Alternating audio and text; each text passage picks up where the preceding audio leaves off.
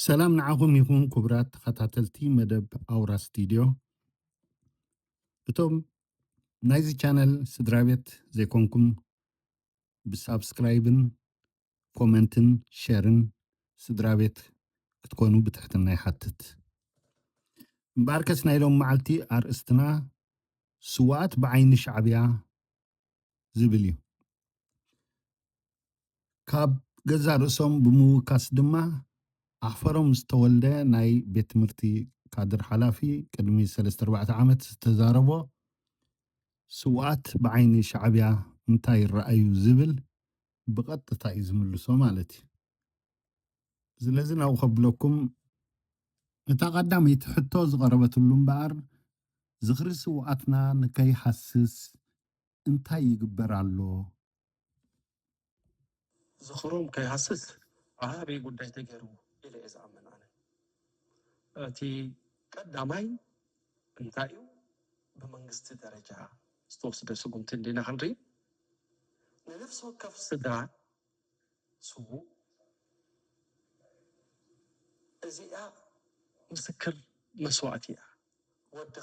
ودخي أبوخو بعلك الكلانكي سوي إلو تاسد فيك لازم كل عمدات نفسه كف صقلي نفسه كف سو تاي مسلو تذكروا معاس بمنتاي تسويو بملو تزرزيرو كموصو خلو كتكع كلا توم ولدي توم ولادات انتاي اندارا يا عبي زي بابيلا تازخر تخيل انا مالجو اتا خال ايتي 10 سنة نبلا لنا 10 سنة كم بعد كوينا كتب بعد مخالة صعبة قداي منجستين جنبارن وجيبو أرجيسو تزبيق نحب حيوز خيزالو عمت إلا دمغت تخيزالا قوس زيت حتى زقرمي أحفرم تولهم سمعكم من بار اتا نسوات توهب هياب اتا زعبيت إلو زمت زلو اتا ني حربنيا ورغتيا نساخم عباي هيابيا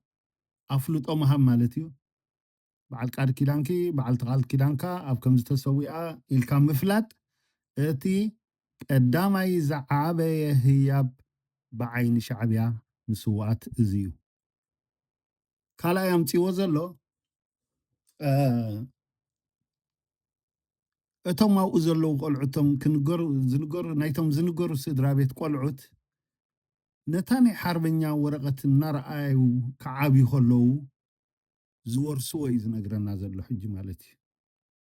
أصرم نخصعبي قالا يكونن قال إذا عابي هياب زلو دما 10 سنة إلكا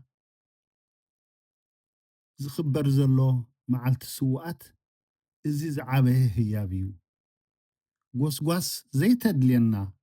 حزب بعلو زقبر زلو يلو هو حزب بعلو زقبر زلو قوس ون بزح زي يدليم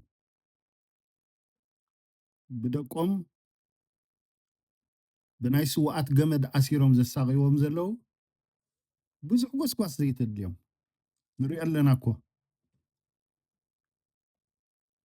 كم قتلتنا تومن كوب زدقلو سالا سواتنا تسديدنا نز سدت يا اي صبو غيرموسي سالا سواتنا تسديدنا زبللو بزحنا سمعنا ليبيا نز بحر سنطق زبلو زلو ايرترايان كو اتم جوغان سوات زرأيوم كواي وي جغننت كواي زبلون الو سلازي بزحي عينتهم غانا كقصليو احفرم تولده عمت إلا دمغت تخيزالا قوس زيت حتى نا قدات انت لا 10 سنة أمور إيرترا أب كتما تطرح يكون أب كل قطرات أنا بعلي أما حدا خوينا بالسفر علي بوطات صرحلو بزنبركو أبنا فاز بعد زنبري عبيتي ناجتو تمهارون كالوت بمولو بمولو لبم كبلو خطريو خلها كسب كندي ساقاقركم زلو داكا أب صورونا قوسون زي اللي قداي دي إمبورت ندبر نحركونا حدا خبط قندي أب عمت إمبورت زقبت شمعي أخلنا نو طوافة أكل شمعة أكل كل زمان كل سريتي ملوء مشت نزاع شمعة زي أحيزو كخيد كتريو خلخا زي قال لي القداي كونن እምበኣር ኣሕፈሮም ተወልደ እንታይ ክነግረና ፀኒሑ ሕጂ እቲ ሕማም ስዋኣት ከመይ ገይሩ ከም ዝተላብዐ መጀመርያ ኣብ ናቕፋ ተምሃሮ ምስ ጀመረ ብድሕሪኡ ብፆረና ገይሩ ሙሉእ ሃገር ለኽዩ እዩ ዝብል ዘሎ ከመይ ገይሮም ከም ዘሰራጨውዎ እዮም ዝነግሩ ዘለዉ ካልእ ዝዓበየ ቅጥፈት ብስዋኣት ምሽቃጥ እዩ እቶም ስዋኣት ምስ ተሰውኡ እውን ኣይገደፎም ይሸቅጥዎም ኣለዉ ምክንያቱ እንታይ እዩ ዝዓበየ ኢምፖርት ንገብሮስ ሽምዓ ኢሉ ሓቂ እዩ እታ ሽምዓ ትሸጠሎም ሃገር እኳ ተዓዊታ እያ ስለዚ ጥዋፍን ሽምዓን ኣያእኽለናን ኢሉ ብዓይኒ ሸቐጥ ክርእዎም ከለዉ እምበር እዚ ድራር ስዋኣት ዕላል ምስ ስዋኣት ምሕዝነት ምስ ስዋኣት እናተባህለ ምስ ዘየለዉ ከመሓዝዎም ምስ ዘየለዉ ከዕልልዎም ድራር ክልምንሎም ዝነብሩ ሻዕብያ ከምዚ እዮም ሕጂ እውን ክቕፅል እዩ ስነ ጥበበኛታት እውን ክንሪኦም ዘለና ጉዳይ ስነ ጥበበኛታት ፅሒፎም ደርፍታትን መዛሙርን ኣዳልዮም ገሊኡ ናይ ብሓቂ ዝምስጠካ ጥሰኑ ሰማዕታትና ቆልዑት ክደርፎ ከለዎ ክሰምዖም ከለካ እንታይ ዓይነት ኣበርክቶ ገብሩ ኣለዎ እዞም ስነ ጥበበኛታት ፊልምታት ተዋስኦታት ቅርፃታት ቅብኣታት ተስፋይ ሽማቦይ ሓስኮን ዓመት ኣብ ታፊት ኤጁኬሽን ዘቕረባ ኣብዚ ኸርና ክንደይ ኮን ትኸይትኸውን ስለዚ ብናይ መንግስቲ ጥራሕ ዘይኮነ ብህዝቢ ብውልቀ ሰባት ብስነ ጥበበኛታት ኣብዚ ጉዳያት እዚ ዝካየድ ዘሎ ጉዳይ ናይ ብሓቂ ዝሓብል እዩ ንሪኦም ኣለና ድማ ኣብ መዓልቲ 20 ሰነ ቆልዑት ረእዮም ኣብዚ ስመራ ዝርአዩ ፈቐዱ ኣብ መንገዲ ባንዴራ ኤርትራ ገታ ናይ ኤርትራ ካርታ ገይሮም ሽዳ ዘቐምጡ 20 ሰነ ዝፅሕፉ ገለ ዘግሉ ብኣስሒት ገይሮም ገለ ዝሰርሑ ክትሪኦ ከለካ ክንደይ ይሰጋገር ኣሎ እዚ ጉዳይ እዚ መን ከምኡ ግበሩ ኢሎም እቶም ስነ ጥበበኛታት ኣብቲ በዓልኩም ምድራፎም እኳ ወይ ምስኣሎም ወይ ካልእ ምርኢት ምቕራቦም እሱ ናይ ግድን እዩ ምክንያቱ ኣብኣ ዘይተሳተፈ ካልእ ግዜ እንታይ ከም ትገብርዎን ኣበየናይ ቦታ ከም ትገብርዎን ንፈልጡ እዮም ስለዚ ይፍተው ኣይፍተው ክንፈልጦም ኣይንኽእልን ማለት እዩ ካልእ እቶም ቆልዑት ክደርፉ ከለዉ ቅሶኑ ሰማዕታትና ክብሉ ከለውስ ደስ ይብሎ እወ ንዓኻ ዋዜማ እዩ ንዖም ከዓ ቃንዛ እዩ መን እዩ ግበሩ ኢልዎም ዝበልካዮ ግን ኣገዲትኩም ከም ትገብርዎ ርዱእ ኮይኑ ብዘይብኡ ግን ኣብ መዓልቲ ፋሲካ ናይ ኣፍዓበት ናይ ባፅዕ ምርኢት ተርእዩ ኣብ ልደት ከምኡ ኣብ ቅዱስ ዮሃንስ ከምኡ ናይ ኩናት ናይ መስዋእቲ እናረኣኹሞም ቆልዑት ሓንጎሎም በዚ ክሕፀብ ግድን እዩ 10,000 ስቡት ረሑን ጠጠው ኣይበለን ኣብቲ መጀመርያ ደበሲ ገይሩ ዓይኖም ክሕስስ ብኣዋጅ ኣውፂዎ ብተግባር ድማ ደቢሱ በተዓሞ ዘፍቅዶ ቀሊሉ ነው ይነበረ እቲ ሽዑ ዝነበረ 10,000 ሕጂ ዳርጋ ናብ 60,000 ይበርኽ ዘሎ ዘገርም እዩ ኩሉ ግዚኡ ህይወቱን ዝኸፈለ እሞ ብድሕሪኡ ህይወት ገዲፉ ዝኸደ ስድራ ዘለውዎ ቆልዑት ዘለውዎ 10,000 ሂብና ኢልካ ክትጀሃር ብጣዕሚ ዝሕፍር እዩ ንሰን እውን ተን 10,000 ሰባት ኣዋፊሮም ክንሽቅጠሉ ዶ ወለድ ክትረኽቡ ዶ እናበሉ ዘጣፋፍእዎም ብዙሕ ነገራት ዝተረኣየ ኣሎ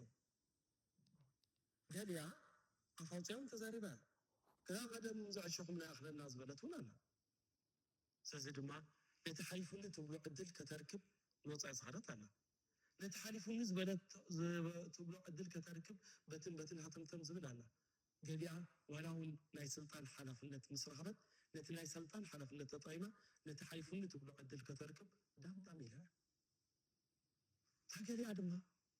ነቲ ሓይቲ መስትያ ተወሲዳ ነፍሳ ኩሉ ግዜ ብመንፅርቶም ስዋኣት እናርኣየት ነቲ ሕድሪ ኣኽቢራ እትኸይድ እውን መፅያ እቲ ዝበዝሐ እቲ ድንን ኢሉ ነቲ ዕላማ ሒዙ ዝኸይድ ዘሎ እዩ ብዘይ ደሞዝ ክትሰርሕ ኢኻ ሓራይ 45 ቅርሺ ገርናልካ ኣለና ንወርሒ ሓራይ ደሞዝ መፅኢካ ኣሎ እሺ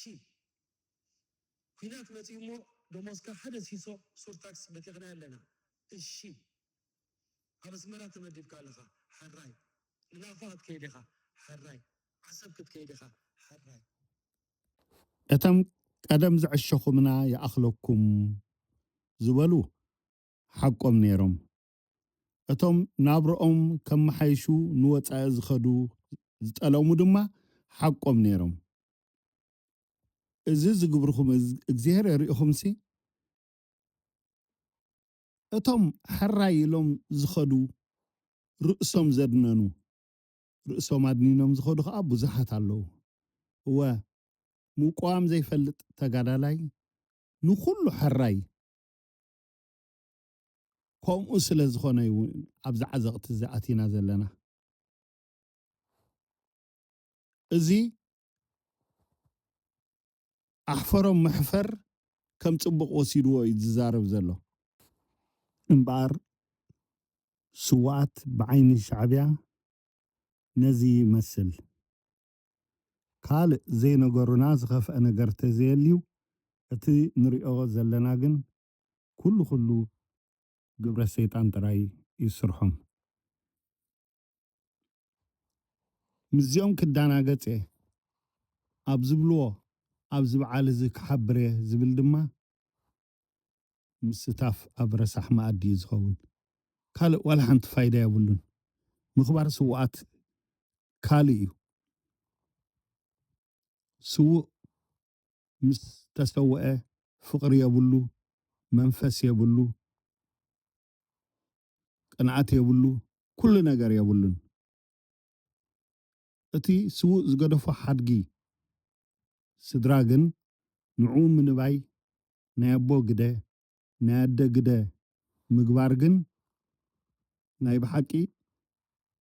እሱዩ እቲ ምኽባር ዝበሃል ካልእ ዋላ ሓንቲ የለን ስለዚ እዚኣ ነይራ ናይ ሎመዓልቲ መደበይ ክቡራት ኣሕዋት ሳብስክራይብ ዘይገበርኩም እንተሊኹም ሳብስክራይብ ብምግባር ስድራ ቤት ናይ ኣውራ ስቱድዮ ክትኮኑ ብትሕትና ይሓተኩም ሰላም